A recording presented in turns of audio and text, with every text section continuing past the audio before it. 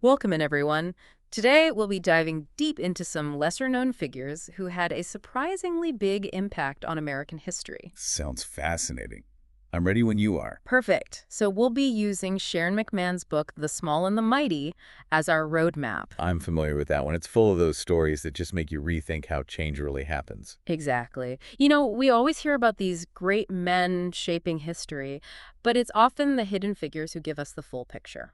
I totally agree. So first up is Gouverneur Morris. Now, this guy was a major player at the Constitutional Convention, even with some pretty big personal challenges. Oh, like what? Well, imagine trying to navigate the political landscape with a peg leg and a disfigured arm from a childhood accident. Wow, that had to be tough. Not to mention he suffered from gout. If you've ever experienced it, you know that pain is no joke. Yeah, not exactly conducive to long debates and strategizing. And yet, here he is, helping shape the very foundation of the United States. I'm impressed already. And get this, he's the one who actually drafted the preamble to the Constitution. You mean those iconic words, "we the people"? Yep, that's him. It's easy to overlook the significance of the preamble, but think about it. It lays out the core values that America is supposed to uphold. Justice, tranquility, welfare, liberty. They're not just words, they're aspirations. Exactly. And it's so interesting how these themes, especially justice and welfare, keep popping up as we uncover the stories of other individuals who fought for a better nation. It's like a thread connecting these different struggles across time. Right. And speaking of interesting, Gouverneur Morris had a bit of a reputation. Let's just say he was known to enjoy the company of ladies. Wow. There's actually a funny anecdote about John Jay, another founding father, who apparently joked that he wished Morris had injured a different part of his anatomy. Well, that's a bit of historical side-eye, isn't it? Definitely. It gives us a peek into the personalities and, well, the gossip of the time. Even the founding fathers were human, after all, with their own flaws and quirks. It makes them a little more relatable, don't you think? Totally. Now let's shift gears completely. From founding fathers to the story of Clara Brown.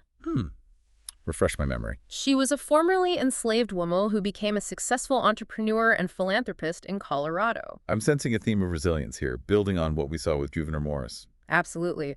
What strikes me about Clara Brown is how her story really captures all the messy realities of freedom during Reconstruction. Makes sense. It wasn't just a straight line from slavery to equality. Not at all. Clara's journey started with a heartbreaking separation from her daughter while she was still enslaved. This event fueled a lifelong search that took her across states, eventually landing her in the untamed territory of Colorado. Wow, imagine that journey. The determination she must have had. And all of this is happening as the nation is grappling with the aftermath of the Civil War. The Dred Scott case had just further solidified the legal inequalities faced by Black Americans. Yeah, that case was a huge setback. Basically said that Black people weren't citizens, whether they were free or enslaved. And because of that, they couldn't sue in federal court. It's hard to imagine the despair that ruling must have caused, especially for those who thought they'd finally found freedom. It really forces us to reconsider the idea of linear progress when you see how deeply rooted these systems of oppression actually were. It's a good reminder to be critical of those narratives we often hear. And it's crucial to remember that it wasn't just the South that benefited from enslavement. I think sometimes people forget that. It was a national system. Take something as ordinary as Levi's jeans. Early on, they relied on the labor of enslaved people to produce them. Really? I had no idea. There's actually a story about a vintage pair of Levi's from the 1880s that sold at auction for a crazy amount of money. Inside is the slogan, "The only kind made by white labor." Talk about a stark reminder of how embedded these systems were in daily life. Wow, that really drives the point home. It's easy to gloss over these details when we look back at history. Exactly. And yet, despite all this, Clara persevered. I'm sensing another theme here. She built a successful laundry business, helped those in need, and never stopped looking for her daughter. Her story is a powerful testament to resilience, wouldn't you say? Absolutely. I think it speaks to the incredible strength of so many Black Americans during Reconstruction, overcoming those systemic barriers and contributing so much to society. And her story overlaps with some significant events. Like the Bleeding Kansas conflict, it just shows how divided the nation was. A stark reminder of the violence that was simmering under the surface. And while these things were happening on a national scale, there were also personal tragedies unfolding. Remember President Franklin Pierce? Vaguely. Well, imagine giving your inaugural address just weeks after witnessing your son die in a horrific train accident. That's heartbreaking. It puts things in perspective. It really does. Even as they grappled with the complexities of leadership, these were real people facing real loss and pain. Absolutely. But back to Clara. After years of searching, she was reunited with her daughter, Eliza Jane. Oh, wow. What a moment. It really is. It's a testament to the power of hope and those unbreakable family bonds. Clara's story reminds us that even in those dark chapters of history, there were individuals striving for a better future, and sometimes they even found it. It's a reminder that hope and resilience can exist, even amidst such hardship. Okay, so from resilience, let's move to a story of artistic inspiration. Have you heard of Katharine Lee Bates? The name rings a bell, but I'm not sure. She's the poet who gave us the words to America the Beautiful. Oh, wow. That's her. Yep. What I find fascinating about her is how her story really takes us on a journey through American identity itself. That sounds really interesting. So she grew up in Falmouth, Massachusetts, and it played a big role in shaping her perspective. Get this.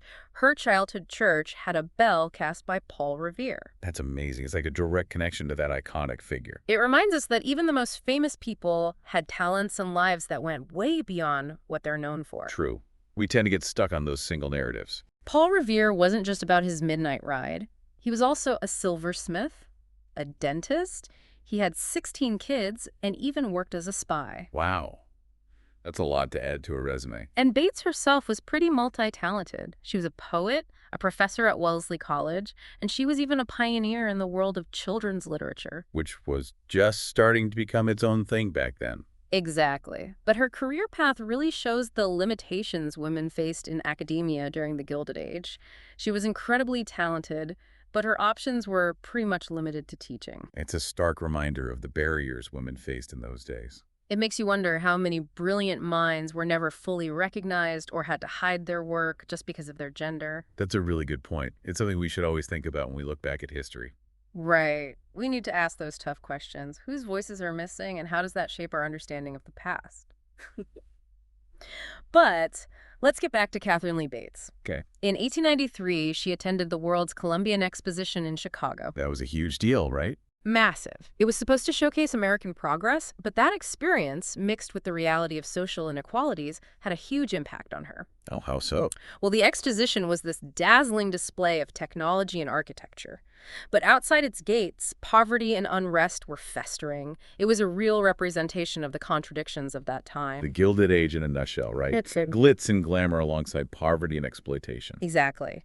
And this experience, along with her travels through the American West, ignited the inspiration for America the Beautiful.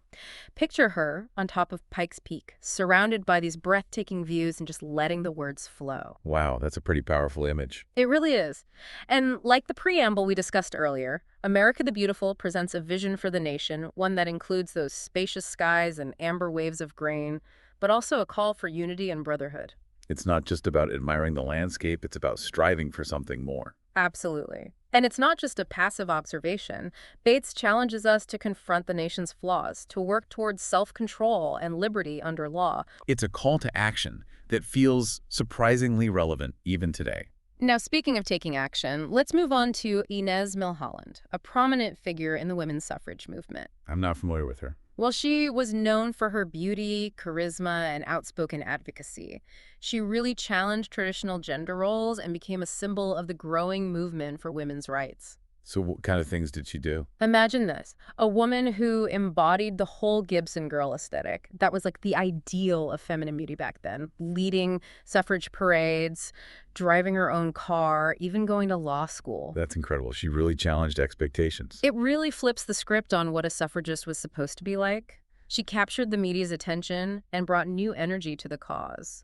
But her story also brings to light a more complicated side of the movement, one that often marginalized the voices of Black women. That's an important point. The movement wasn't always as inclusive as it should have been. Exactly. While fighting for the vote, white women often made compromises that left Black women behind. They prioritized their own enfranchisement over a broader vision of equality. It's a reminder that progress isn't always straightforward, and that the fight for social justice involves navigating these complex alliances. And Inez, even within the limitations of the movement, she was a strong advocate for universal suffrage. She understood that the fight had to include Black women. That's powerful. But her story takes a tragic turn. Her dedication to the cause, along with a grueling speaking tour and poor medical care, led to her death at just 30 years old. Wow, that's young. What a loss for the movement. She became a martyr for the cause, a symbol of the struggle for women's rights and the sacrifices made along the way. Her story is a reminder of the courage and commitment it takes to fight for what you believe in. Okay, so from fighting for women's suffrage to the front lines of World War I, let's talk about the Hello Girls. Have you heard of them? I don't think so. They were American women who served as bilingual telephone operators during the war. Telephone operators. That's interesting. What's the story there? Their story is one of patriotism, technological innovation, and the often overlooked roles women play in war. I'm intrigued. Picture it, 1917. America's just entered the war. Communication is key for coordinating troops and strategies, but those old ways just weren't cutting it. Makes sense. Things were changing rapidly on the battlefield. Exactly. And the telephone, which was pretty new back then, had the potential to revolutionize warfare. Faster, more reliable communication. So these Hello Girls were right in the middle of that. They were recruited for their fluency in both English and French, stationed near the front lines, often working under dangerous They conditions. were more than just operators then. They were supporting the war effort directly. And they weren't just connecting calls. They were also offering emotional support to soldiers, connecting them with loved ones back home. That's incredible. It really humanizes the war experience. It does. These women played a vital role. They significantly cut down call connection times compared to their French counterparts. So they were good at their jobs then. They really were unsung heroes. What happened to them after the war? Get this. The U.S. government denied them veteran status and benefits. Seriously? Mm. After all they did? It's a huge injustice, especially when you compare it to the hero's welcome Sharon got. You know, that messenger pigeon who saved hundreds of lives? Of course. He even got a medal, right? Yep, the French Croix de Guerre. He even has a spot in the Smithsonian. Amazing. But it really highlights the double standard for these women. It took decades for them to get the recognition they deserved. That's just not right. I know.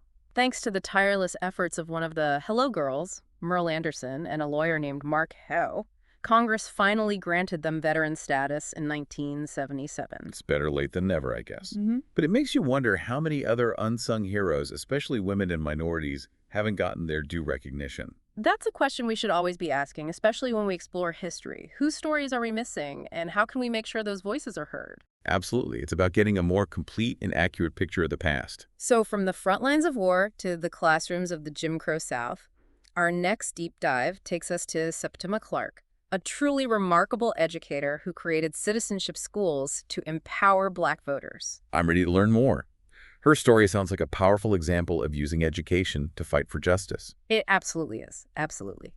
Septima Clark's story is all about the power of education as a tool for social change and that unwavering determination to fight for justice, even when things seem impossible. It sounds like she was up against some serious challenges. Oh, for sure. Imagine the mid-20th century South, deeply segregated, with Black people systematically denied the right to vote through literacy tests, poll taxes, you name it. It's a reminder of how recent those struggles were. And Septima Clark, she was a Black teacher in South Carolina, and she really understood that connection between education and empowerment. That's powerful. Inspired by her experience at the Highlander Folk School, a training center for activists, she created this curriculum focused on literacy, civic engagement, and voter registration.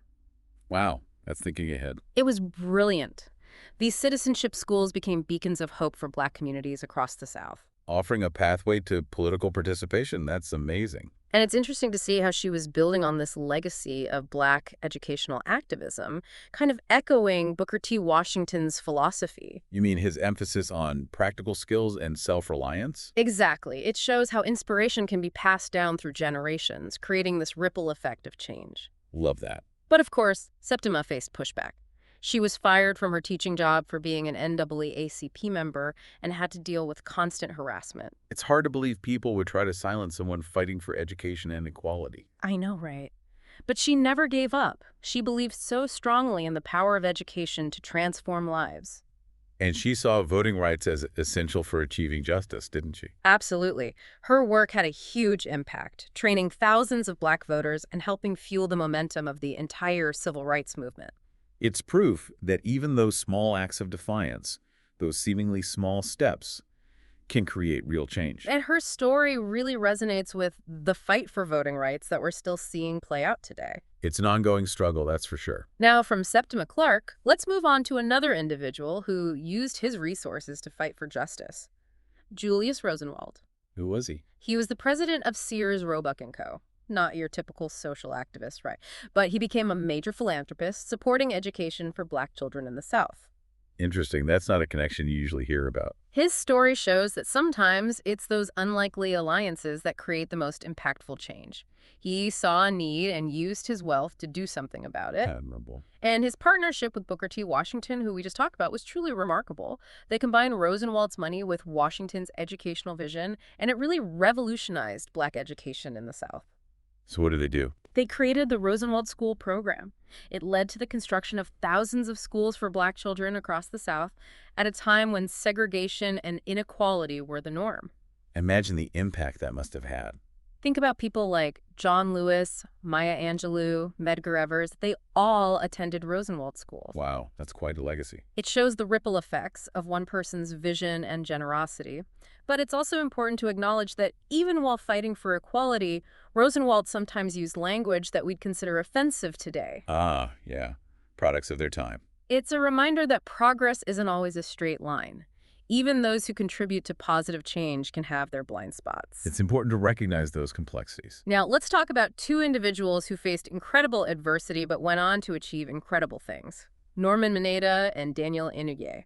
Tell me more. They were both Japanese Americans who overcame wartime prejudice and rose to prominent positions in American politics. Their stories must be incredibly powerful, especially given the historical context. Absolutely. They embody resilience, the ability to overcome adversity, and a commitment to justice even after experiencing trauma firsthand. I'm ready to hear their story. So imagine the early 1940s. America's still reeling from Pearl Harbor. Fear and suspicion are everywhere, and Japanese Americans, even those born in the U.S., are seen as the enemy. A dark chapter in American history, for sure. Both Mineta and Inouye, along with thousands of others, were sent to internment camps, stripped of their freedom, treated unjustly, simply because of their ancestry. It's a stark reminder of how quickly fear can turn into prejudice and discrimination. But even in these awful circumstances, both men held on to their dignity and hope. That takes incredible strength. Mineta, who was just a boy at the time, he found solace in his Boy Scout ideals, even within the confines of the camp. And Inouye, fueled by his patriotism, he wanted to serve in the U.S. military. It's amazing how they refused to let their experiences define them. And their paths took these fascinating turns. Mineta became Secretary of Transportation, serving under President Bush during 9/11. Wow, that's during another period of intense fear and uncertainty. I know, right? And then you have Inouye, who became a U.S. Senator from Hawaii, serving for almost 50 years. They both reached such incredible heights in their careers. Their dedication to public service, their commitment to justice, it really speaks volumes. And their shared experience of internment makes their stories even more powerful. Absolutely. It gives their actions even more weight. Think about Mineta as Secretary of Transportation, taking a strong stand against racial profiling after 9/11.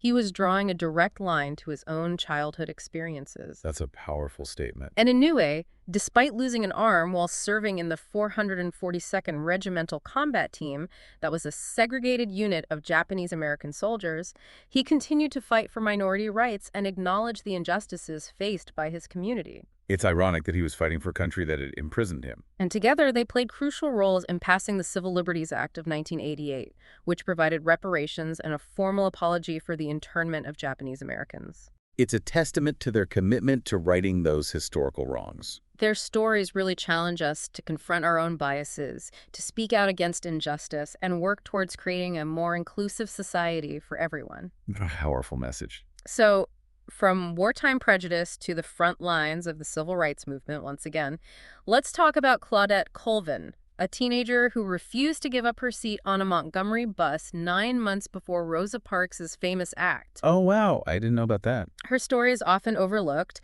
but it highlights the courage of young people and the complexities of social movements. No, so. It's 1955. Segregation is the law of the land in Montgomery, Alabama. Black people are forced to the back of the bus, give up their seats to white passengers.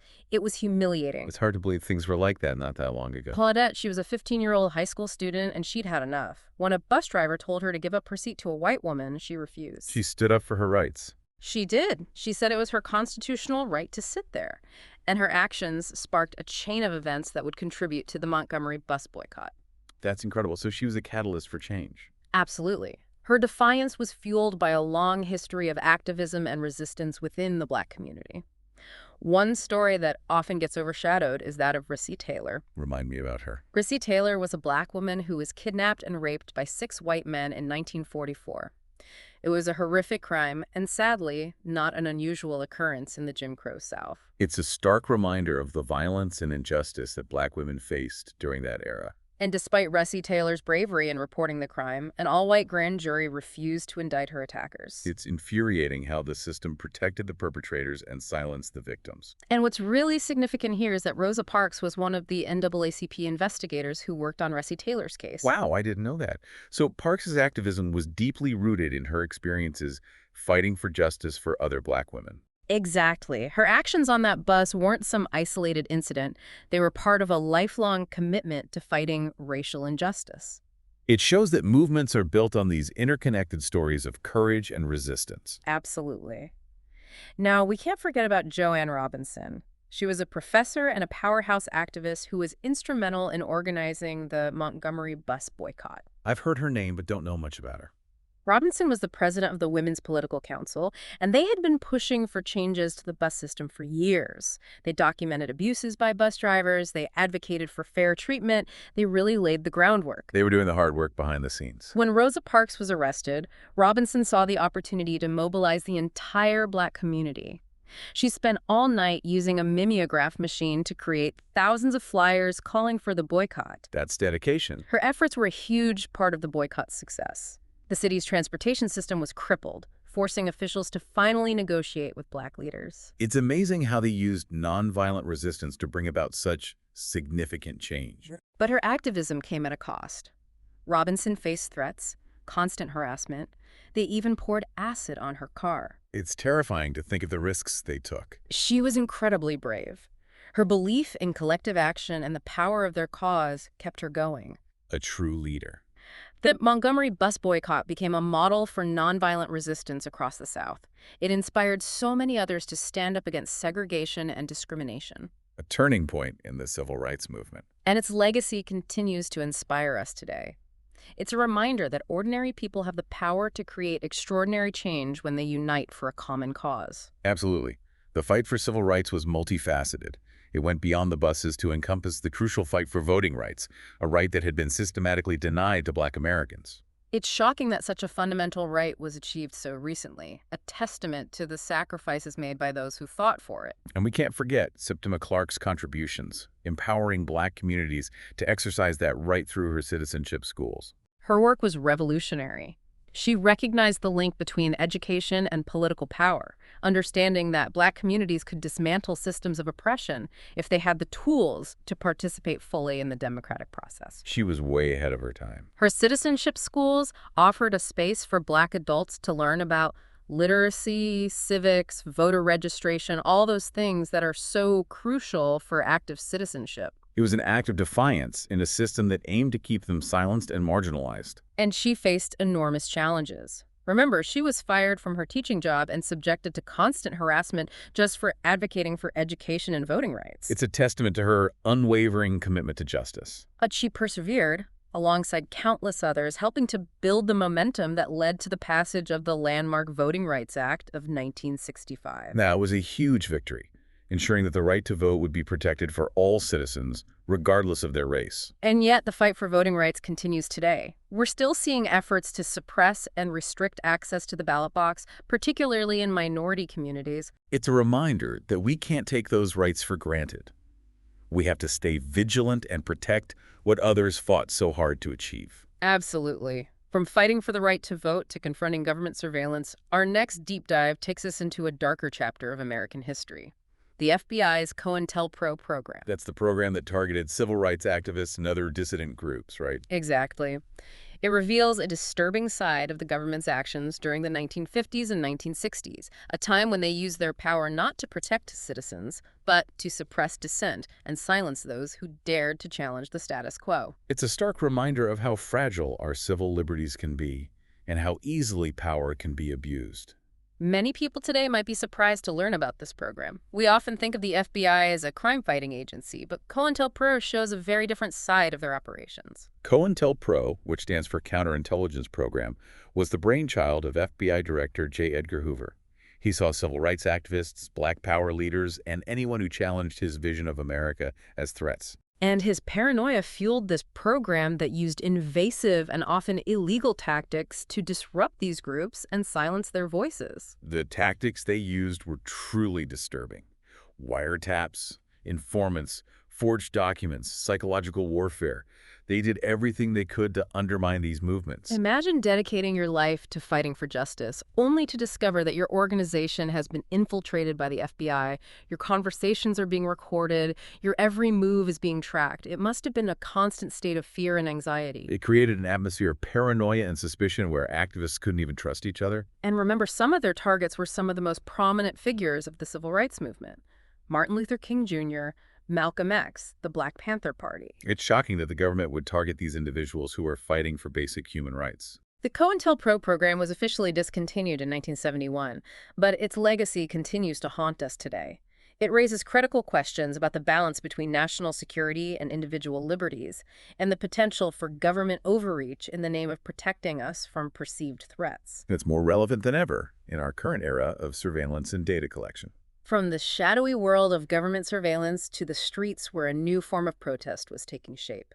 Our next deep dive explores the Black Panther Party, a revolutionary organization that emerged in the 1960s, challenging police brutality, advocating for self-determination, and becoming a powerful symbol of Black power and resistance. The Black Panthers were a complex and controversial group, often demonized in the media and targeted by law enforcement. But they also left a lasting legacy of community empowerment, social programs, and a vision of Black liberation that continues to resonate today. To understand their emergence, it's important to remember the social landscape of 1966.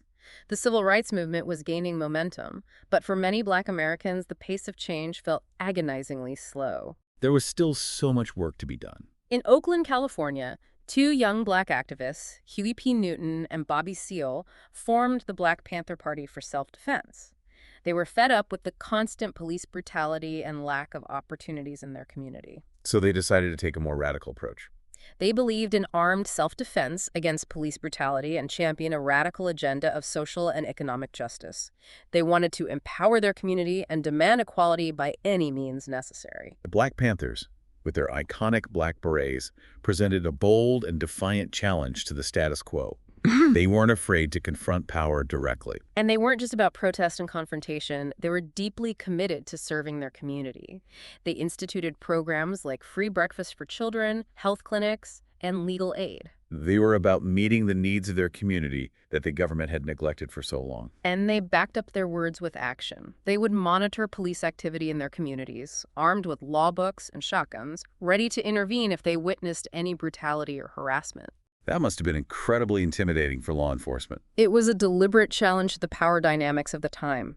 And predictably, they quickly became a target of both the FBI's COINTELPRO program and local police departments. It's tragic how often those who challenge the status quo, those who demand justice and equality, face such fierce repression. The Black Panthers endured raids on their offices, arrests on trumped-up charges, and even the assassination of some of their leaders, like Fred Hampton and Mark Clark. It's a reminder of the heavy price that some pay for daring to speak truth to power and demanding a better world.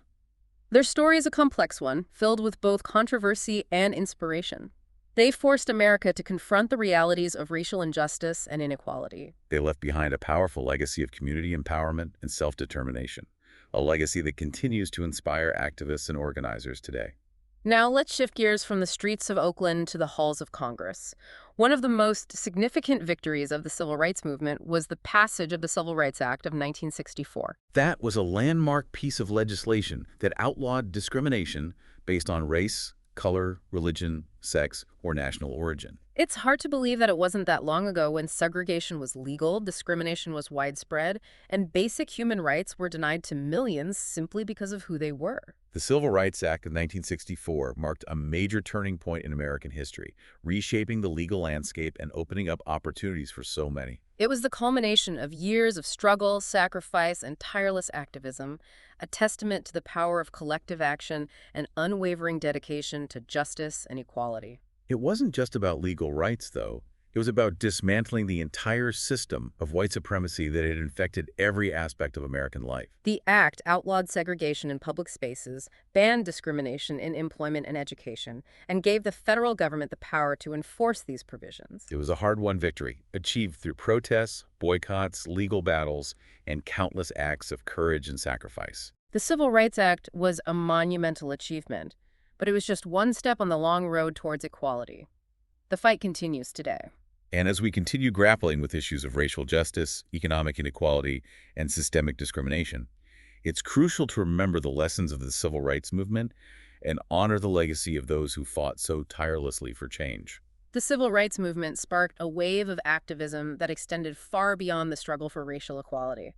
One of the most significant developments was the emergence of the feminist movement, which challenged traditional gender roles, demanded equal opportunities, and fought for reproductive freedom.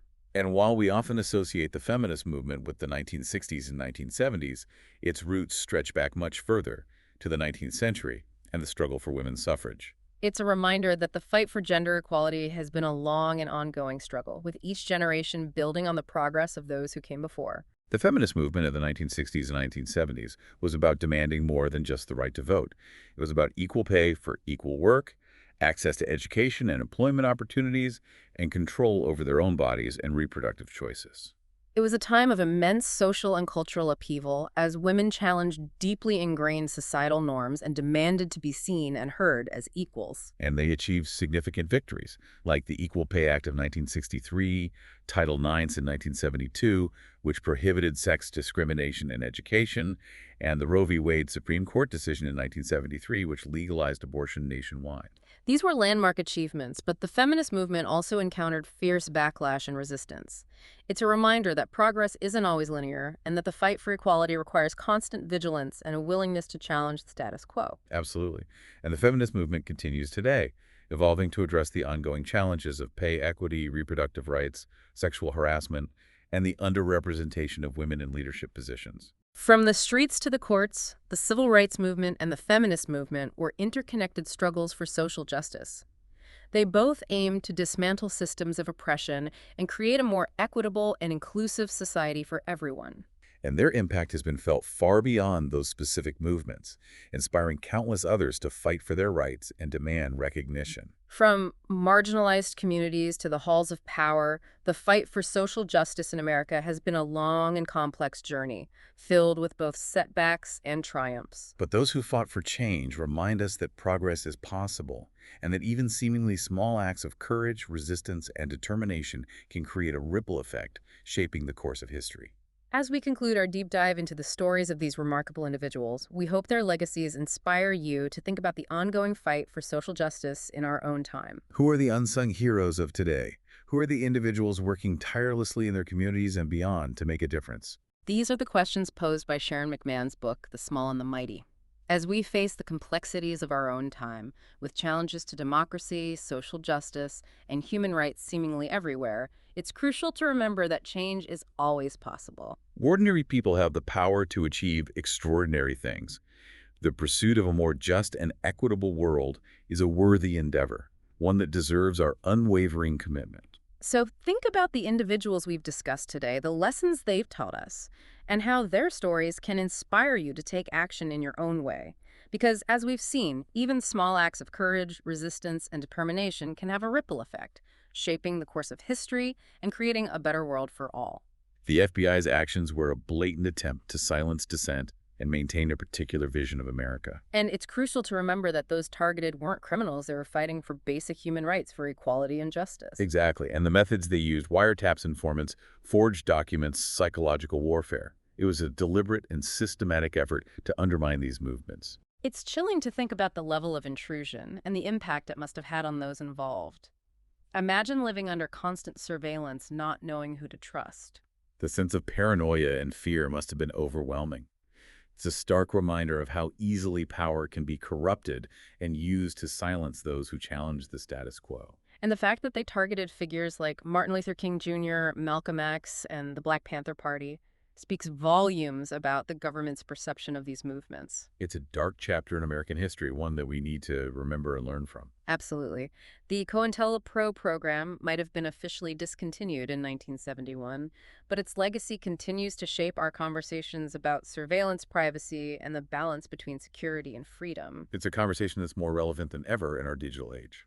Shifting gears now from the shadows of government surveillance, let's delve into the world of the Black Panther Party, a revolutionary organization that emerged in the 1960s and challenged the very foundations of power and racial injustice in America. The Black Panthers are often portrayed in a very specific light, but their story is far more nuanced than the mainstream narrative often suggests. They were a complex and controversial group, but their commitment to community empowerment, social justice, and self-determination continues to inspire activists today. Their emergence was a direct response to the persistent inequalities and police brutality that plagued Black communities despite the gains of the civil rights movement. They embodied a spirit of resistance, a refusal to accept the status quo, and a willingness to fight for their rights by any means necessary. To understand their impact, we need to go back to 1966, Oakland, California, where Huey P. Newton and Bobby Seale founded the Black Panther Party for self-defense. They recognized that true liberation required not only challenging discriminatory laws, but also addressing the systemic issues of poverty, lack of opportunity, and police violence that plagued their communities. And their approach was multifaceted. They combined direct action protests and community programs to address the needs of their people. Their iconic black berets became a symbol of resistance, a visual representation of their commitment to fighting for their rights. They implemented programs like free breakfast for children, health clinics, and legal aid, demonstrating their deep commitment to empowering their community from the ground up. And they weren't afraid to stand up to those in power. They would monitor police activity in their communities, armed with law books and shotguns, ready to intervene if they witnessed any instances of brutality or harassment. This direct confrontation with authority made them a target, but it also highlighted the very real threat of police violence that Black communities faced daily. Their actions drew intense scrutiny from law enforcement, both locally and nationally. They became targets of the FBI's COINTELPRO program as well as local police departments. The Black Panthers faced constant harassment raids on their offices and arrests on often trumped-up charges. And tragically, some of their leaders, like Fred Hampton and Mark Clark, were killed in controversial police raids that raised serious questions about the use of force and the targeting of activists. The Black Panthers story is a reminder of the price that those who challenge power often pay. But their legacy is one of courage, resilience, and a commitment to fighting for a better world. Their work continues to inspire activists and organizers today, pushing us to address the systemic issues that perpetuate inequality and injustice. The Black Panthers forced America to confront the reality of racial oppression and the need for radical change. Their legacy is woven into the fabric of the movements for social justice that continue to this day. From the streets of Oakland to the halls of Congress, the fight for civil rights was waged on many fronts. And one of the most significant legal victories was the passage of the Civil Rights Act of 1964, which outlawed discrimination based on race, color, religion, sex, or national origin. This landmark legislation marked a turning point in American history, signifying a shift towards a more just and equitable society, at least on paper. It's hard to fathom that it wasn't that long ago when segregation was legally enforced and discrimination was rampant. The Civil Rights Act of 1964 was a testament to the power of collective action, the tireless work of activists and organizers, and the sacrifices of countless individuals who risked their lives for equality. I bet it's essential to recognize that this act wasn't a magic bullet. It didn't instantly erase the deeply ingrained inequalities that have plagued American society for centuries. The struggle for true equality continues. And as we grapple with persistent issues of racism, discrimination, and the erosion of voting rights, it's crucial to remember the lessons of the civil rights movement. The fight for justice is a marathon, not a sprint, and it requires constant vigilance, a willingness to challenge the status quo, and a commitment to holding those in power accountable. The civil rights movement ignited a wave of activism that extended beyond the struggle for racial equality. It inspired movements for social justice on multiple fronts, including the burgeoning feminist movement, which sought to dismantle patriarchal systems and fight for gender equality. And while we often associate the feminist movement with the 1960s and 1970s, its roots stretch back to the 19th century and the fight for women's suffrage. The feminist movement of the 60s and 70s built on that legacy, demanding equal pay for equal work access to education and employment opportunities, and control over their own bodies and reproductive choices. It was a time of immense social and cultural transformation as women challenged traditional gender roles and demanded to be treated as equals. The movement achieved significant victories like the passage of the Equal Pay Act of 1963, the Title IX Amendment in 1972, which banned sex discrimination in education, and the Roe v. Wade decision in 1973, which legalized abortion nationwide. These were landmark achievements, but they also triggered a backlash, demonstrating that progress is rarely linear and often faces resistance from those who benefit from the existing power structures. And the fight for gender equality is far from over.